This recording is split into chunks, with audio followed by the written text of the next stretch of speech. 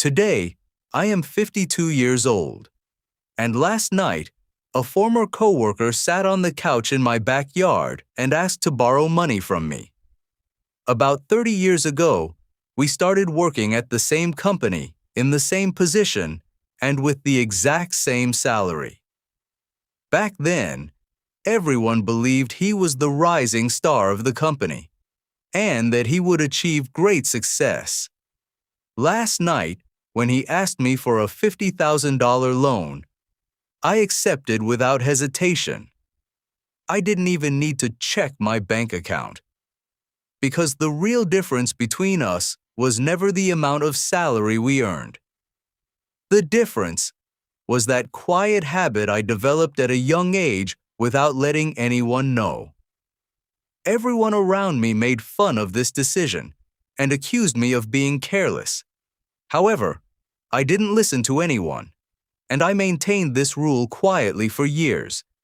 That is how, without anyone realizing I had left the race, I reached financial freedom. Let's turn back time a bit. I was 24 years old, and I had a good office and an impressive business card at a prestigious company. My salary landed in my account regularly every month. But before the middle of the month arrived, a large portion of it disappeared. I wasn't spending recklessly, but high rent, luxury car payments, and small entertainments were consuming my money. I wasn't broke, but I was defenseless against an unexpected large expense. The following year, I received a significant raise, and I felt like a financial genius. However, within a few months, after moving to a more expensive apartment and switching to a more luxurious phone, that raise dissolved as well. Without realizing it, I was standing in the same spot, just running faster. On weekends, I grew afraid to open my banking app, because seeing the balance made me feel like a failure. My friend, on the other hand, was doing the exact opposite. As soon as he got his salary, he rented a late-model German car and parked it in front of the office. While everyone was talking about his success, I was standing next to my old and modest car. At that moment, it felt as though he had pulled ahead, and I was the one standing still. However, I hadn't yet realized that the way out of this race might look like losing from the outside. On a Tuesday, when I received my bonus payout, I realized I felt no excitement at all. That night, I ran the most serious financial calculations of my life. In front of me, a requirement had emerged: to work for this company for another 40 years. And at the end of this long journey, there was the risk of losing everything with a single crisis. The next day, I went to a senior manager in our company who was in his 60s, drove a very modest car, but looked extremely peaceful. I asked him how he managed to stay so calm. He said to me, "Benjamin, there is a huge difference between looking successful and actually being successful." That night, I opened my computer and laid out all the assets I owned in front of me. The number that came out was laughably small. Right at that moment, I made a radical decision. From now on, the first bill I pay every payday will be to my own future. Before paying rent and other bills, I began depositing a certain portion of my money directly into my investment account. I marked a date on the wall and determined the day I would be free if I kept feeding my future. I folded that paper, put it in my drawer, and continued living without telling a single person. I didn't quit my job or make grand announcements. I simply started paying myself first and allowed others to think I was falling behind. By the time I turned 26, I had given up chasing titles and prestige. One evening, while gathering with friends for dinner, Everyone was talking about their new promotions and the real estate they had bought. When my turn came, I said I was continuing in the same position and living an ordinary life.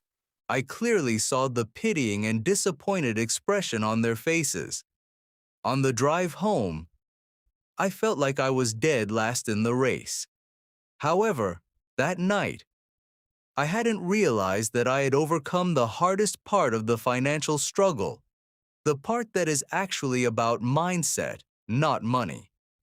When I was 28 years old, my coworker renewed the rims on his car, looked at me with pitying eyes, and asked if I had financial troubles, offering to help if I needed it. I thanked him and said I was fine. At that time, my savings in the bank were 3 times his total net worth, but I couldn't tell him that. I quietly let everyone believe I was a failure. In my early 30s, I entered the most difficult period of this process. I was doing the right thing, but from the outside, I received neither applause nor congratulations. My friends were buying homes, going on luxury vacations, and sharing them. I, on the other hand, looked at the small paper in my drawer and tried to be patient. Sometimes I wondered, am I making a mistake? However, back then, I didn't know that my friend was drowning in debt and merely presenting an image. When I was 33 years old, a major crisis hit, and our company conducted mass layoffs. On the very same day, my friend and I were laid off together. For many people, this was a financial ruin. In my drawer, however, stood a massive emergency and investment fund I had built over the years.